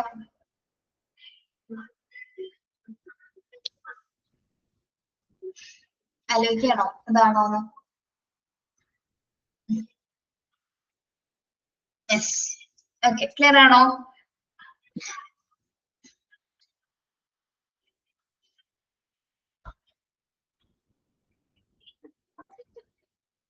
Then last part, formulating strategies and tactics are vital parts of negotiation. Formulating strategy, ഒരു ചർച്ച നടത്തുന്ന സമയത്ത് നമ്മൾ ഏറ്റവും വേണ്ട ഒരു കാര്യമാണ് എന്താ, സ്ട്രാറ്റജീസ് മെനയാന്ന് പറയുന്നത്, തന്ത്രങ്ങൾ മെനയാന്ന് പറയില്ല നമ്മള്. എപ്പോഴാണ് നമ്മൾ തന്ത്രങ്ങൾ പ്ലാൻ ചെയ്യുന്നത് അല്ലെങ്കിൽ സ്ട്രാറ്റജിക് ആയിട്ട് നമ്മൾ ചിന്തിക്കുന്നത് എപ്പോഴാണ്? നമ്മുടെ ആ ഗോൾ അച്ചീവ് ചെയ്യാൻ വേണ്ടി നമ്മൾ എങ്ങനെയാണെങ്കിലും എന്തെങ്കിലുമൊക്കെ പറഞ്ഞത് നടത്തും അല്ലെ. നമുക്കൊരു ഗോൾ ഉണ്ടായിരിക്കും. ഇവിടെ എന്താണ്, നമുക്ക് നല്ല മെറ്റീരിയൽസ് കമ്പനിയിൽ നിന്ന് നമുക്ക് ലഭിക്കണം. അതിനുവേണ്ടി നമ്മൾ എന്താണ് നല്ല രീതിയിൽ സംസാരിക്കും. ആ ഒരു സമയത്ത് പ്രത്യേകപരമായിട്ടുള്ള ചില സിറ്റുവേഷൻ ചിലപ്പോൾ അവർ പൈസ എമൗണ്ട് കൂട്ടി പറഞ്ഞേക്കാം അല്ലെ, എമൗണ്ട് കൂട്ടി പറയും. ആ സമയത്ത് നമുക്ക് ആ എമൗണ്ട് കുറയ്ക്കണമെങ്കിൽ നമ്മൾ ഇവിടെ നിന്ന് എന്തെങ്കിലുമൊക്കെ പറയേണ്ടി വരും അല്ലെ. ഇന്ന രീതിയിൽ മെറ്റീരിയൽസ് എടുത്തോളാം എന്നുള്ള രീതിയിൽ. അപ്പൊ ആ സമയത്ത് എന്താണോ ചിന്തിക്കുന്നത്, അതാണോ നേരത്തെ നമ്മൾ പറഞ്ഞ റാപ്പിഡ് തിങ്കർ ആയിരിക്കണം അല്ലെ. അവർ പറയുന്ന കാര്യങ്ങൾ കുട്ടികൾ മാച്ച് ചെയ്ത് ലോജിക്കായിട്ട് തിങ്ക് ചെയ്ത് അയാൾക്ക് പറയാൻ പറ്റണം. ഓക്കെ, അതായത് ആ ഒരു സമയത്ത് തന്ത്രപരമായിട്ടുള്ള കുറെ പ്ലാനിങ് അദ്ദേഹത്തിന് മനസ്സിൽ വരണം. അതെങ്ങനെ നമുക്ക് നല്ലൊരു എമൗണ്ടിൽ ഈ ഒരു സാധനം കിട്ടണമെങ്കിൽ എന്താണ് ആ സമയത്ത് നമ്മുടെ ഗോൾ എന്ന് പറഞ്ഞാൽ എന്താണ്, നല്ല മെറ്റീരിയൽസ് കിട്ടുക എന്നുള്ളതാണ് അല്ലെ. ആ സമയത്ത് എന്ത് ചെയ്തിരിക്കണം, ഗോൾ അച്ചീവ് ചെയ്യുന്ന രീതിയിലുള്ള കുറെ സ്ട്രാറ്റജിക് പ്ലാനിങ്സ് ആ ഒരു സമയത്ത് നമ്മൾ ഫോർമുലേറ്റ് ചെയ്യും. ഓക്കെ, അത് ആ ഒരു സിറ്റുവേഷൻ ബേസ്ഡ് മാത്രം നമുക്കത് ചെയ്യാൻ പറ്റും. അതാണ് നല്ലൊരു എഫക്റ്റീവ് കമ്മ്യൂണിക്കേഷൻ കപ്പാസിറ്റി ഉള്ള ഒരാൾക്ക് മാത്രമേ അത് അപ്പൊ തന്നെ ചിന്തിക്കാനും അപ്പൊ തന്നെ പ്രവർത്തിക്കാനും കഴിയുള്ളൂ. ഓക്കെ, യെസ്, അത് മനസ്സിലായോ? Formulating strategies and tactics. Tactics എന്ന് ഉദ്ദേശിക്കുന്നത് തന്ത്രങ്ങളും തന്നെയാണ് കേട്ടോ. സ്ട്രാറ്റജീസിനെ തന്നെയാണ് നമ്മൾ ടാക്ടിക്സ് എന്ന് പറയുന്നത്. ഓക്കെ, യെസ്, ക്ലിയർ ആണോ?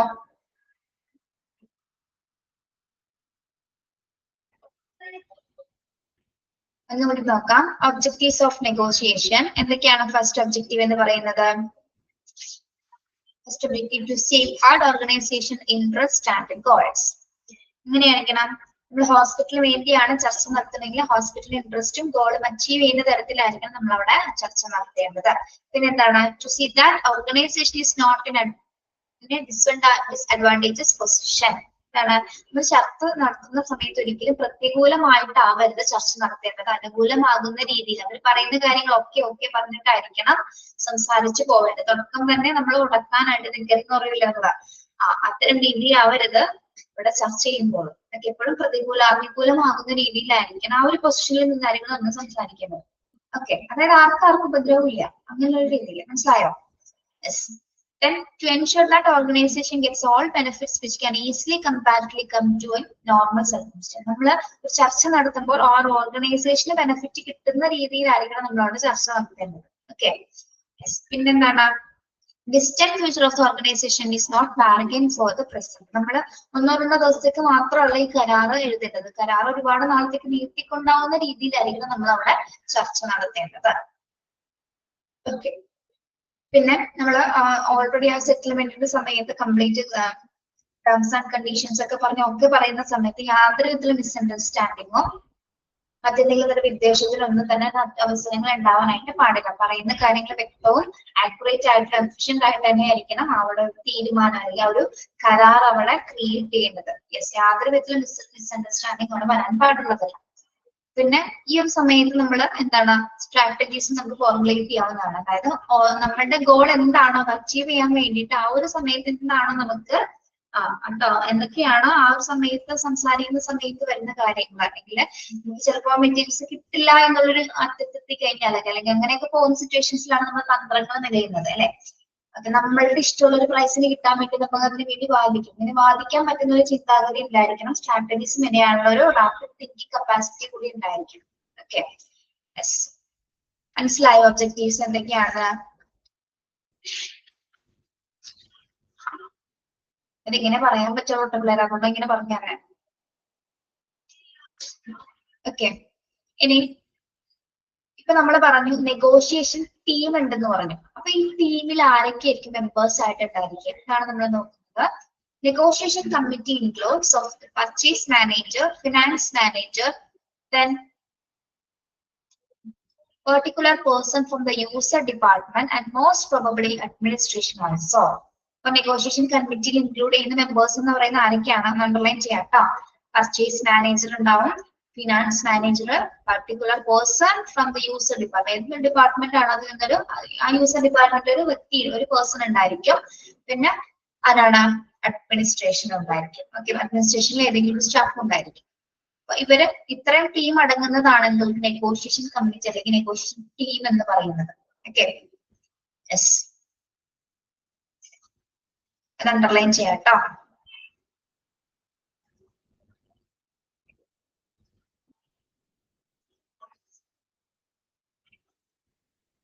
ഇതിൽ ഏറ്റവും ഫോർത്ത് സ്ട്രാറ്റജീസ് ഏറ്റവും കൂടുതൽ റാപ്പിഡ് ആയിട്ട് തിങ്ക് ചെയ്യുന്ന ഒരു പേഴ്സൺ എന്ന് പറയുന്ന ആരായിരിക്കും? പർച്ചേസ് മാനേജർ ആയിരിക്കും കേട്ടോ. പർച്ചേസ് മാനേജർ ആയിരിക്കും ഇവിടെ കുറച്ചും കൂടി ടാക്ട്ഫുൾ ആയിട്ടുള്ള തന്ത്രപരമായിട്ടുള്ള കാര്യങ്ങളൊക്കെ ചിന്തിക്കുന്നതും പ്രവർത്തിക്കുന്ന അദ്ദേഹം ആയിരിക്കുള്ളൂ. ബാക്കി എല്ലാവർക്കും അതേ കപ്പാസിറ്റി ഉണ്ട് ഇല്ല എന്നല്ല പറയുന്നത്, എങ്കിലും ഒരുപോലെ മുന്നിൽ നിൽക്കുന്നത് ആരായിരിക്കും? ആ ഡിപ്പാർട്ട്മെന്റ് വൈസ് അവയർനെസ് ഉള്ള വ്യക്തി തന്നെയായ പർച്ചേസ് മാനേജർ ആയിരിക്കും. ഓക്കെ, ഇപ്പൊ നമ്മൾ പഠിച്ചത് എന്താണ്? ഇങ്ങനെ കണക്ട് ചെയ്ത് പോണേ. 3 ടൈപ്സ് ഓഫ് പർച്ചേസ് പഠിച്ചു. 3 ടൈപ്സ് ഓഫ് പർച്ചേസിന് ശേഷം എന്താണ്? ഒരു വെണ്ടർ അല്ലെങ്കിൽ ഒരു സോഴ്സിനെ തിരഞ്ഞെടുക്കുന്ന 4 ഘട്ടങ്ങൾ പഠിച്ചു. ഓക്കെ, അതിനുശേഷമാണ് ആ 4 ഘട്ടത്തിലാണ് എന്ത് വരുന്നത്? ഒരു ഘട്ടം നെഗോഷിയേഷൻ സ്റ്റേജ് ആണ്. നല്ലൊരു പർച്ചേസറെ തെരഞ്ഞെടുക്കാൻ വേണ്ടിയിട്ടുള്ള സ്റ്റേജ് ആണ്. ആ സ്റ്റേജിൽ അത് ആരൊക്കെ തമ്മിലുള്ളതാണത്? നെഗോഷിയേഷൻ എന്ന് പറയുന്ന ആരൊക്കെ തമ്മിലുള്ള കമ്മ്യൂണിക്കേഷൻ ആണ്? ബയറും സെല്ലറും തമ്മിലുള്ള കമ്മ്യൂണിക്കേഷൻ ആണ്. അല്ലെങ്കിൽ ഒരു ഫൈനലൈസേഷൻ കോൺട്രാക്ട് ആണ്, അല്ലെങ്കിൽ ഒരു ട്രാൻസാക്ഷൻ ആണ് എന്ത്, അല്ലെങ്കിൽ ബിസിനസ് ഡിസ്കഷൻ ആണ് എന്ത്? നെഗോഷിയേഷൻ അഥവാ കൂടിയാലോചന അല്ലെങ്കിൽ ചർച്ച എന്ന് അല്ലെങ്കിൽ ഉടമ്പടി എന്നൊക്കെ പറയുന്നത്. ഇനി അതിന്റെ നെഗോഷിയേറ്റഡ് ടീമിന്റെ ക്യാരക്ടറിസ്റ്റിക്സ് നമ്മൾ പഠിച്ചു അല്ലെ? ഏറ്റവും എഫിഷ്യന്റ് ആയിട്ടുള്ള വ്യക്തികളായിരിക്കണം ഈ ഒരു ടീമിൽ ഉണ്ടാവേണ്ടത് അല്ലെ? ഗുഡ് സെൻസ് ഓഫ് ഹ്യൂമർ മുതൽ എഫിഷ്യന്റ് ആയിട്ട് കമ്മ്യൂണിക്കേറ്റ് ചെയ്യാൻ പറ്റുന്ന ഒരു കപ്പാസിറ്റി ഉള്ള വ്യക്തി ആയിരിക്കണം ഉണ്ടാവേണ്ടത്. പിന്നെ ഒബ്ജക്റ്റീവ്സ് പഠിച്ചു. ഓക്കെ, ഒബ്ജക്റ്റീവ്സിൽ ഈ ചർച്ച നടത്തുന്ന സമയത്ത് നമ്മൾ അനുകൂലമായിട്ടുള്ള നിലപാടുകൾ എടുക്കാൻ പറ്റുന്ന രീതിയിലായിരിക്കണം, പ്രത്യേകിച്ച് ഓർഗനൈസേഷന്റെ ഗോൾ അച്ചീവ് ചെയ്യുന്ന രീതിയിലായിരിക്കണം നമ്മളിവിടെ സംസാരിക്കേണ്ടത് അല്ലെ? ഇത് മാത്രമല്ല എന്താണ്, അവസാന ഘട്ടങ്ങളിൽ നമ്മള് പല രീതിയിലുള്ള സ്ട്രാറ്റജീസ് നമുക്ക് ആ ഒരു സമയത്ത് മെനയാവുന്നതാണ്. ഇനി ഒരു നെഗോഷിയേഷൻ കമ്മിറ്റിയിൽ ഇൻക്ലൂഡ് ചെയ്യുന്ന മെമ്പേഴ്സ് എന്ന് പറയുന്ന ആരൊക്കെയാണ്? Purchase manager, finance manager, news ഡിപ്പാർട്ട്മെന്റിലെ ഒരു വ്യക്തി, അഡ്മിനിസ്ട്രേഷൻ. ഇത്രയും കാര്യങ്ങളൊക്കെയാണോ? ഏതെങ്കിലും ഒരു ഭാഗം മനസ്സിലാവാത്തുണ്ടെങ്കിൽ ചോദിക്കാം കേട്ടോ.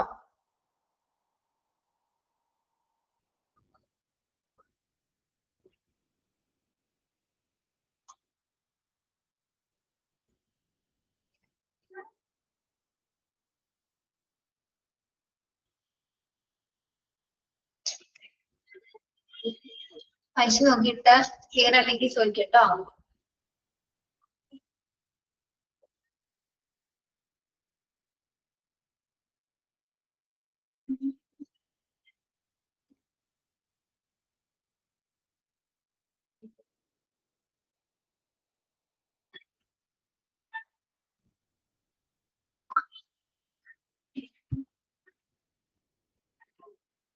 ഓക്കെ, ഇനി കഴിഞ്ഞിട്ടുള്ള പ്രോസസ് ഓഫ് നെഗോഷിയേഷൻ. ഈ ചർച്ചയ്ക്ക് ഇനി 3 ഫേസ് ഉണ്ട്.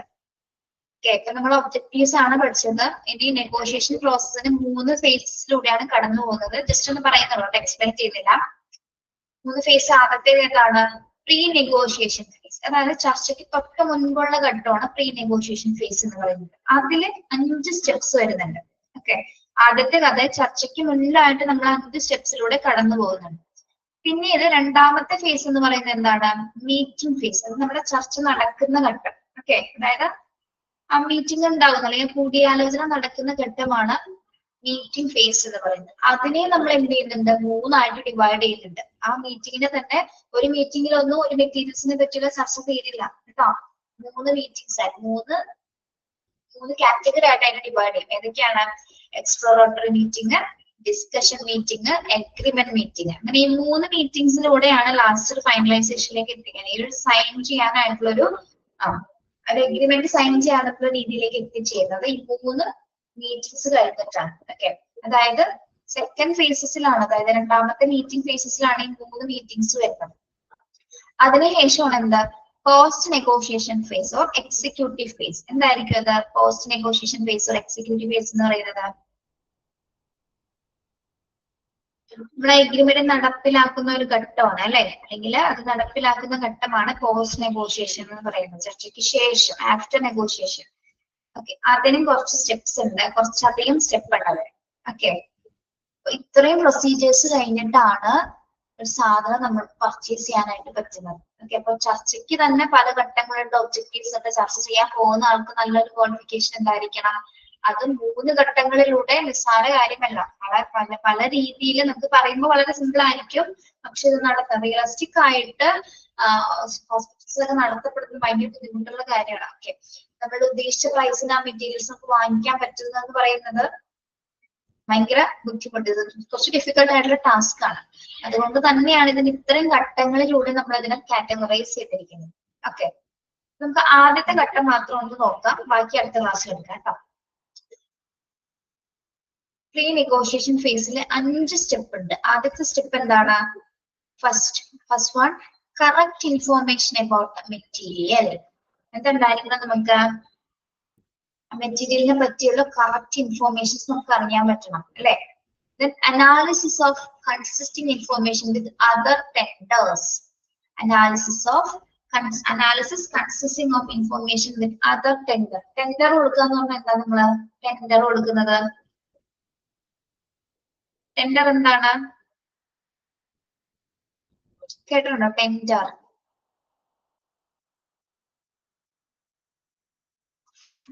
ഇതിനാണ് നമ്മൾ ടെൻഡർ കൊടുക്കുന്നൊക്കെ പറയുന്നത്. ഇതിന് പൈസയാണോ അത്?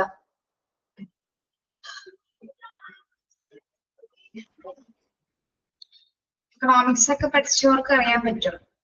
കരാറാണോ ടെൻഡർ?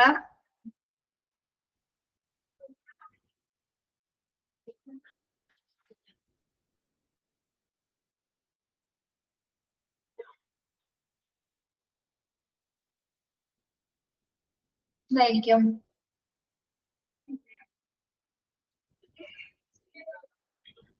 ക്വാളിറ്റി മാനേജ്മെന്റ് ഒക്കെ പഠിച്ചാണോ? ആ ചാപ്റ്റർ പഠിച്ചാണോ നിങ്ങള്? ക്വാളിറ്റി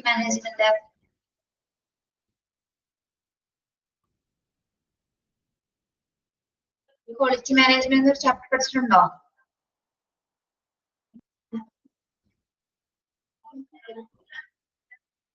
കരാറ് തന്നെയാണോ? ആണോ? യെസ്, കരാറാണ് അല്ലെ. അതായത് ടെൻഡർ അനാലിസിസ് എന്ന് പറഞ്ഞാല് നമുക്ക് പല കമ്പനീസിൽ നിന്ന് പല ടെൻഡറുകൾ വരും. അതായത് നല്ല പൈസ, കുറച്ച് കൂടിയ പൈസ ഉണ്ടാവും, കുറഞ്ഞ പൈസ ഉണ്ടാവും, ഒരു ഇടത്തര മീഡിയം റേഞ്ചിൽ മിനിമം റേഞ്ചിലൊക്കെ ഓരോ നമുക്ക് ടെൻഡേഴ്സ് വരും, കരാറുകൾ വരും. ഞങ്ങൾക്ക് ഇന്ന ബഡ്ജറ്റിൽ നിങ്ങൾക്ക് ഇത്ര മെറ്റീരിയൽസ് തരാം എന്ന് പറഞ്ഞ് നമ്മള് ന്യൂസ് പേപ്പേഴ്സിൽ ഉണ്ടാവും, മറ്റു മീഡിയ വഴിയൊക്കെ എന്താണ് നമുക്ക് അറിയാൻ പറ്റും ഏതൊക്കെ കമ്പനീസ് ആണ് ടെൻഡേഴ്സ് കൊടുക്കുന്നത് എന്നുള്ളത്. ഓക്കെ, അപ്പൊ അത് അനലൈസ് ചെയ്തിരിക്കണം നമ്മൾ ഫസ്റ്റ്. ഓക്കെ, ഇപ്പൊ നമ്മൾ ഏത് കമ്പനിയാണോ നമ്മൾ ആശ്രയിക്കുന്നത് അവരുടെ ടെൻഡേഴ്സ്, അത് ഏത് കരാറിലാണോ ആ ഒരു എമൗണ്ട് ആ ഒരു മെറ്റീരിയൽസ് ഒക്കെ തരാൻ പോകുന്നത് എന്നതിനെ കുറിച്ചുള്ള ഇൻഫോർമേഷൻസ് ഒരു അനാലിസിസ് ചെയ്തിട്ടായിരിക്കും നമ്മൾ ആ ചർച്ചയ്ക്ക് തൊട്ട് മുൻപ് പ്രിപ്പയർഡ് ആവേണ്ടത്. ഓക്കെ, ദെൻ തേർഡ് വൺ എന്താണ്? Objectives define. How much maximum we can go. Objectives define how much maximum we can go. എന്താണ് പറയുന്നത്? How much maximum we can go. എന്തായിരിക്കും രണ്ടാമത്തെ സ്റ്റെപ്പിൽ വരുന്നത്?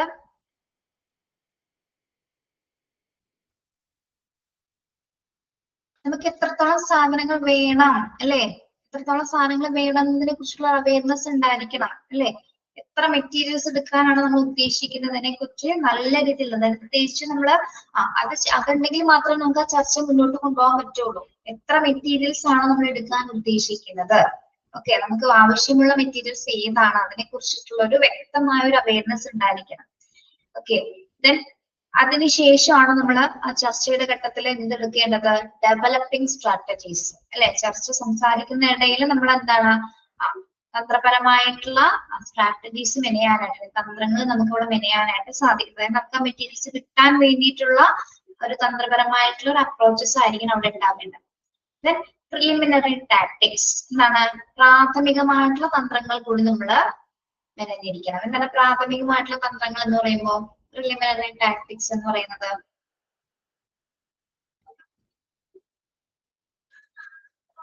എന്തായിരിക്കും? പ്രിലിമിനറി ടാക്ടിക്സില് തന്ത്രപരമായിട്ടുള്ള എന്ന് പറയുന്നത്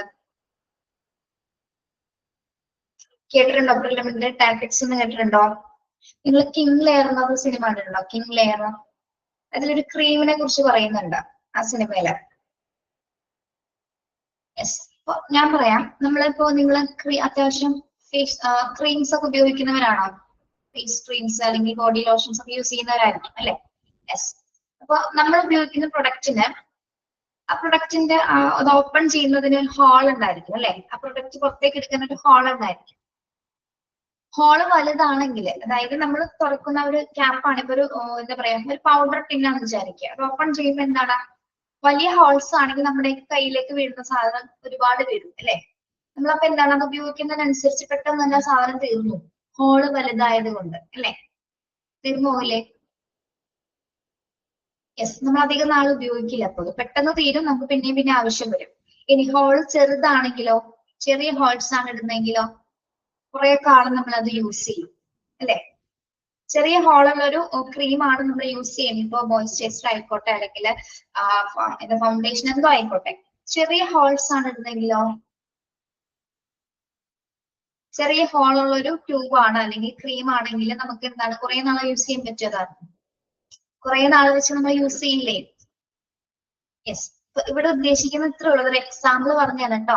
അപ്പൊ ഇവര് പ്രൊഡക്ട്സിനെ കുറിച്ചിട്ടുള്ള തന്ത്രങ്ങൾ പറയുന്ന സമയത്ത് അവരോട് ആവശ്യപ്പെടുന്ന, അല്ലെങ്കിൽ മെറ്റീരിയൽ നമ്മൾ പർച്ചേസ് ചെയ്യാൻ പോകുന്ന കമ്പനിയോട് ആവശ്യപ്പെടുന്ന കാര്യങ്ങൾ എന്ന് പറയുന്നത്, നിങ്ങൾ പ്രൊഡക്റ്റുകൾ തയ്യാറാക്കുന്ന സമയത്ത് ഇത്തരത്തിലുള്ള സംവിധാനങ്ങൾ ചെയ്യുകയാണെങ്കിൽ, അതായത് കുറച്ച് വില കൂടുതലായിരിക്കും, പക്ഷെ അതിന്റെ യൂസ് പെട്ടെന്ന് തീരും അല്ലെ? വലിയ ഹോൾസ് ഉള്ളതൊക്കെ ആണെങ്കിൽ ക്രീംസ് നമ്മൾ ഉപയോഗിക്കുമ്പോൾ പെട്ടെന്ന് തീരും, അപ്പൊ ആവശ്യക്കാർ പിന്നെയും കൂടും അല്ലെ? മെറ്റീരിയൽസ് ക്വാളിറ്റി ഉള്ള ഒരു മെറ്റീരിയൽ ആണെങ്കിൽ എന്താണ്, അതിനാവശ്യം പിന്നെയും പിന്നെയും വന്നുകൊണ്ടിരിക്കും. അപ്പൊ അത്തരത്തിലുള്ള, അതാണ് പ്രിലിമിനറി ടാക്ടിക്സ് എന്ന് ഉദ്ദേശിക്കുന്നത് കേട്ടോ. അങ്ങനെയുള്ള തന്ത്രങ്ങൾ. അതേപോലെ തന്നെ നമ്മളിപ്പോ എന്തെങ്കിലും പൗഡർ ഒക്കെ വാങ്ങിക്കുന്ന സമയത്ത് വലിയ ബോട്ടിലായിരിക്കും, പക്ഷെ അതിന്റെ ക്വാണ്ടിറ്റി എത്രത്തോളം ഉണ്ടാവും, അതിന്റെ അകത്തുള്ള ക്വാണ്ടിറ്റി എന്തോരം ഉണ്ടാവും? വലിയ ബോട്ടിലായിരിക്കും, കുറച്ചുണ്ടാവുള്ളൂ, പകുതിയല്ലേ ഉണ്ടാവുള്ളൂ. പക്ഷെ ബോട്ടിലിന് പ്രൈസ് എത്രയായിരിക്കും? നല്ലൊരു എമൗണ്ട് ആയിരിക്കും. നമ്മൾ ഹോർലിക്സ് ബൂസ്റ്റ് ഒക്കെ വാങ്ങിക്കുന്ന സമയത്ത് ഫുൾ ആയിട്ടൊന്നും ഉണ്ടാവില്ല അല്ലെ? ബോട്ടിൽസിൽ കുറവായിരിക്കും. ഇതൊക്കെ ഇത്തരത്തില് മെറ്റീരിയൽസ് ഒക്കെ എടുക്കുന്ന ഒരു തന്ത്രങ്ങളിൽ ഉൾപ്പെടുന്ന കാര്യങ്ങളാണ്. പ്രിലിമിനറി ടാക്ടിക്സിൽ അവര് ഈ ചർച്ച നടത്തുന്ന സമയത്ത് ഇത്തരം തന്ത്രങ്ങൾ മെനയാറുണ്ട്. അതായത് ബിസിനസ് ആണതല്ലേ, ബിസിനസ്സിനെ കുറച്ചും കൂടി, അല്ലെങ്കിൽ അവർക്ക് കൂടുതൽ പ്രോഫിറ്റ് ഉണ്ടാക്കാൻ വേണ്ടിയിട്ടുള്ള ഏത് വിധത്തിലും അവരെന്ത് ചെയ്യും, പല സ്ട്രാറ്റജീസോടെ മെനയുന്നുണ്ട്. അപ്പൊ ഇതെല്ലാം തന്നെ ഏത് ഘട്ടത്തിലാണ് നടക്കുന്നത്? പ്രീ നെഗോഷിയേഷൻ ഫേസിൽ, അതായത് നെഗോഷിയേഷന് മുൻപുള്ള, ചർച്ചയ്ക്ക് മുൻപുള്ള കാര്യങ്ങൾ ഇതൊക്കെ പ്ലാൻ ചെയ്തിട്ടായിരിക്കും ഓൾറെഡി ഇവര് എന്തിനു പോകുന്നത്, ആ ചർച്ച നേരിടാനായിട്ട് പോകുന്നത്. Okay, yes. അപ്പൊ എന്തൊക്കെ നോക്കുന്നുണ്ട്? ഇൻഫർമേഷൻ, മെറ്റീരിയൽസിനെ കുറിച്ചുള്ള കറക്റ്റ് ആയിട്ട് ഇൻഫർമേഷൻ നോക്കും, അതിനെ പറ്റിയുള്ള ഒരു ടെൻഡർ അനാലിസിസ് ചെയ്യും, ഏത് നല്ലൊരു പ്രൈസിനാണ് നമുക്ക് അത് കിട്ടുന്നതെന്ന് അനലൈസ് ചെയ്യും. പിന്നെ എന്താണ്, എത്രത്തോളം മെറ്റീരിയൽസ് നമുക്ക് ആവശ്യമാണെന്നുള്ള കാര്യം ഫിക്സ് ചെയ്യും. പിന്നെ അവിടെ വെച്ചിട്ട് സ്ട്രാറ്റജീസ് ഡെവലപ്പ് ചെയ്തിട്ടായിരിക്കും ഓൾറെഡി പോകുന്നത്. പിന്നെ എന്താണ്, ഇതേപോലുള്ള അല്ലെങ്കിൽ മെറ്റീരിയൽസുമായി ബന്ധപ്പെട്ട കുറച്ച് തന്ത്രങ്ങൾ, അല്ലെങ്കിൽ ടാക്ടിക്സ് കൂടി നമ്മൾ ആ ഒരു സിറ്റുവേഷൻസിൽ പറയുന്ന രീതിയിലായിരിക്കും പ്രിപ്പയർഡ് ആവുന്നത്. ഓക്കെ, അതൊക്കെയാണ് പ്രീ നെഗോഷിയേഷൻ ഫേസിൽ വരുന്ന പ്രധാന സ്റ്റെപ്സുകൾ എന്ന് പറയുന്നത്. ഓക്കെ, മനസ്സിലായോ?